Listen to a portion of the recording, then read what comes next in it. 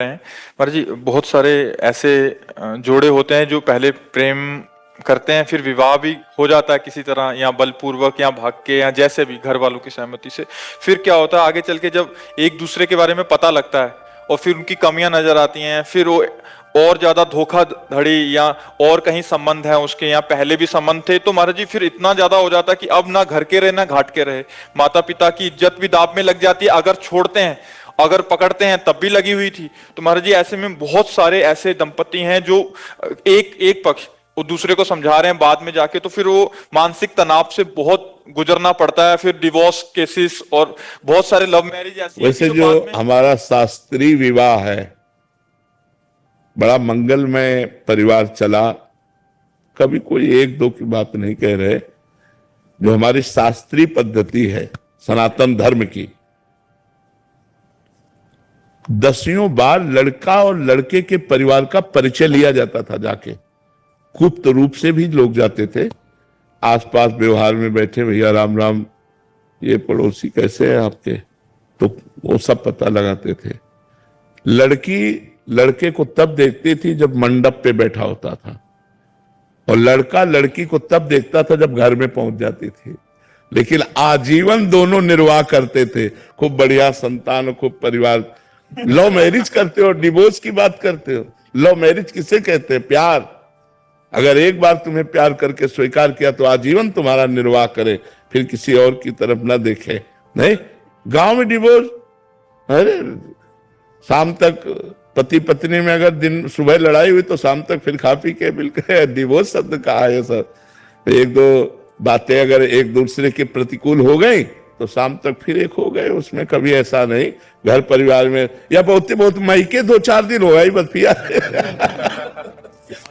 मायके की दोस्त देती है, चली जाऊंगी मैं, जाती नहीं है शाम को फिर।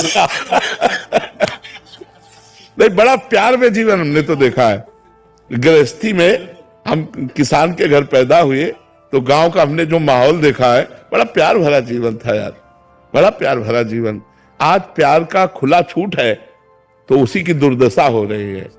अगर हम कह रहे हैं मान लो गड़बड़ी भूल चूक हो गई बच्चापन में, तो फिर ब्याह के बाद गड़बड़ी नहीं होना चाहिए।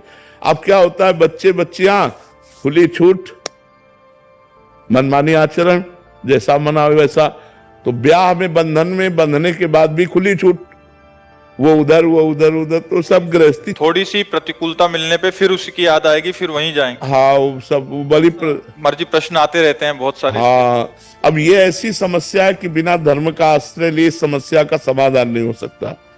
हमारे शास्त्र जो भरे पड़े हैं, देखो कितना प्यार भरा जी।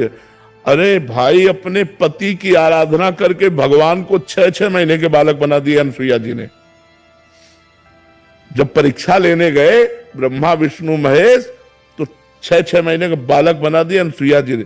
जल लिया हाथ में, कहा मन वचन कर्म से अपने पति को भगवान मानती हूं, तो मेरे पातिव्रत धर्म से प्रभावित होकर तुम तीनों भगवान 6-6 महीना हो गए।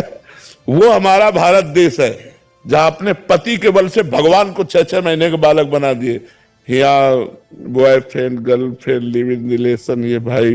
लेकिन आप खुद देख लो कि आप लोगों के चरित्रों का परिणाम क्या हो रहा है कि लव मैरिज करने के बाद, माता पिता परिवार का त्याग करने के बाद तुम्हारे पास जो लड़की आई है उसके साथ तुम कैसा व्यवहार कर रहे हो, या जो अपने परिवार से द्रोह करके लड़का तुम्हें जो समर्पित हुआ उसके साथ कैसा व्यवहार हो रहा है। दोनों का अगर प्रेम विवाह हुआ है तो हमें लगता है आजीवन चू नहीं होना चाहिए, क्योंकि पसंद से हुआ है। लेकिन वो प्रेम विवाह प्रेम के लिए नहीं हुआ था, वो काम के लिए हुआ था। जब काम की पूर्ति में बाधा पड़ी तो इधर उधर फिसलने लगते हैं, फिर पूरा परिवार नष्ट हो जाता है। तो हमें लगता है हमें धर्म से चलना चाहिए। जी पहले क्या करना चाहिए कि अब अगर कुछ नहीं ऐसा हुआ तब क्या जिम्मेदारी है, या हो गया है प्रेम विवाह फिर क्या जिम्मेदारी है? एक देखो, एक बात बताएं, जब कैंसर हो जाता है ना, तो चाहे जितने कीमो लगवाओ और चाहे जितना बड़ा ऑपरेशन करो, वो 1-2 साल में धोखा फिर दे ही देता है, नहीं दे देता है। ये कैंसर की तरह बीमारी है काम। 1-2 साल बाद जब आपको उसकी याद आएगी तो आपको मन यही कहेगा कि इसमें सुख नहीं है जो उसमें सुख था। अब आपका धीरे से मन नंबर लगाने का करेगा, धीरे फिर वो बिगड़ता चला जाएगा। चंचल मन संभालना बड़ा कठिन है बिना अध्यात्म के। अवसर आने पर दोनों फिसल जाओगे।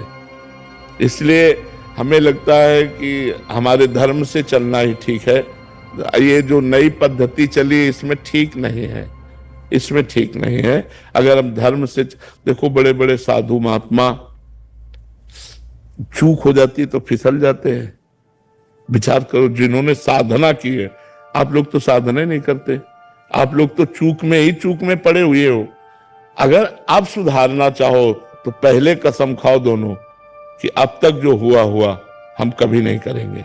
अगर ये कसम खा के ब्याह हो, आज से हम दोनों के दोनों हैं, कभी हम किसी को स्वीकार नहीं करें, बहुत बढ़िया यार जीवन चल जाए। लेकिन ऐसा नहीं हो पाता। पर आप बताओ, अगर आप प्रश्न करोगे ऐसे तो फिर हम उत्तर कहां से दें? उत्तर यही देंगे कि आप गलत हो, आप सुधार करो, आप धर्म से चलो। हमारे बच्चे, हमारी बच्चियां यदि धर्म से चलेंगे तो गृहस्थी बहुत बढ़िया बनेगी जाके। और अगर अधर्म से चलोगे तो गृहस्थी बढ़िया नहीं बनेगी। जब हम अपने पति को स्वीकार कर लेते हैं, महीना 2 महीना 4-6 महीना या साल हो जाता है तो मन उब जाता है, क्योंकि मन को नवम चाहिए। इसलिए मन को अध्यात्म के द्वारा रोका जाता है, धर्म के द्वारा रोका जाता है। कि हमारा धर्म नहीं कहता कि हम तुमको स्पर्श करें क्योंकि हमने ब्याह कर लिया है। अब नहीं, कोई अगर ऐसे नियम से चले तो भले गृहस्थी बनी रहे, नहीं तो जो आचरण चल रहे हैं उनमें मन चंचल हो रहा है, इंद्रियां अपवित्र हो रही हैं। वो इंद्रियां चंचल और अपवित्र मन वो कभी एक बंधन में बंध कर बहुत काल तक निर्वाह करे, असंभव। इसीलिए ब्रह्मचर्य की पहली अवस्था कही गई। हमारे यहाँ 4 आश्रम हैं, ब्रह्मचर्य, गृहस्थ, वानप्रस्थ और संन्यास। अपने भारत देश में सनातन धर्म में 4 आश्रमों की ऋषि मुनियों ने व्यवस्था की। पहला आश्रम सबके लिए ब्रह्मचर्य है। अब ब्रह्मचर्य से गृहस्थ जाओ या विरक्त भाव में जाओ तो यहां से मोड़ हो जाता है, लेकिन पहला आश्रम सबका ब्रह्मचर्य है। अब उसी ब्रह्मचर्य आश्रम में हम लोग गलती कर रहे हैं, ब्रह्मचर्य आश्रम को ही नष्ट कर रहे हैं। तो न गृहस्थ बन पा रहा है, न विरक्त बन पा रहा, सब गड़बड़ हो गया। अगर नींव गड़बड़ हो तो महल गड़बड़ ही होगा। तो हमारी नींव गड़बड़ हो रही है। हमारी जो नई अवस्था है ये थोड़ा गंदे आचरणों की तरफ जा रही है। कोई नए बच्चों को देखो व्यसन कर रहे हैं। भला व्यसन करने की अवस्था की अध्ययन करने की अवस्था है? जहां हमें उन्नति करनी चाहिए वहां हम अवनति वाले मार्ग स्वीकार। कोई गलत आचरण अगर हमारे ना हो बचपन से लेकर के 25 साल तक, तो हम अच्छे विद्यार्थी बन सकते हैं।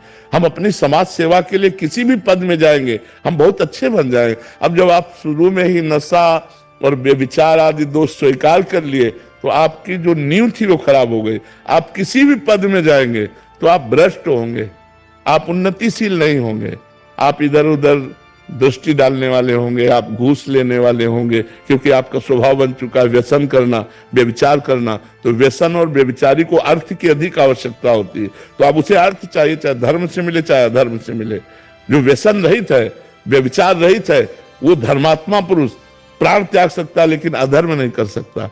आज ऐसे मिलना बहुत कठिन है जो धर्म के लिए अपना सर्वस्व समर्पित। हम इसीलिए आर्मी के जवानों को सबसे ज्यादा आदर करते हैं, क्योंकि हमारे राष्ट्र की सुरक्षा में ईमानदारी से प्राण समर्पित करने वाले ये जवान हैं। ये गर्मी सर्दी बरसात सब सहते हैं। हर दीपावली होली इनकी वहीं होती है। घरों में परिवार के लोग इंतजार करते रहते हैं और कभी कभी तिरंगा में लपेट कर अर्थी आती है और वो नहीं आते। इसलिए हम सबसे ज्यादा सम्मान भारतीय जवानों का करते हो। हमें लगता है हर भारतीय को सम्मान करना चाहिए। सुविधा भी देखो क्या है, जो मिला सो खाया, नहीं तो चाहे जहां खड़े कर दो, चाहे हिमालय में खड़े कर दो, चाहे बॉर्डर में खड़े कर दो, कब गोली आवे कोई भरोसा नहीं। प्राण त्यागने के लिए तैयार है। इसलिए हम आर्मी के जवानों को विशेष सम्मान देते हैं। जो अपने धर्म में, अपने राष्ट्र में प्राणों को बलिदान करना चाहे, हम उसे नमस्कार करते हैं, उसे प्रणाम करते हैं। तो अगर हम ईमानदारी से, हम सब एक भारत के हिस्से हैं, हम जितने भारतीय हैं हम एक भारत का हिस्सा हैं। अगर हम गड़बड़ होते हैं, गलत आचरण करते हैं, तो हमारा भारत एक हिस्से में गड़बड़ हो रहा है, एक हिस्से में गलत हो रहा है। तो अब नवीन पीढ़ी तो हमारे भारत का भविष्य है।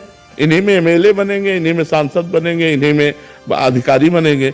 अगर इनके आचरण ठीक नहीं है तो हमारा आगे का जो भविष्य है वो बहुत गड़बड़ है।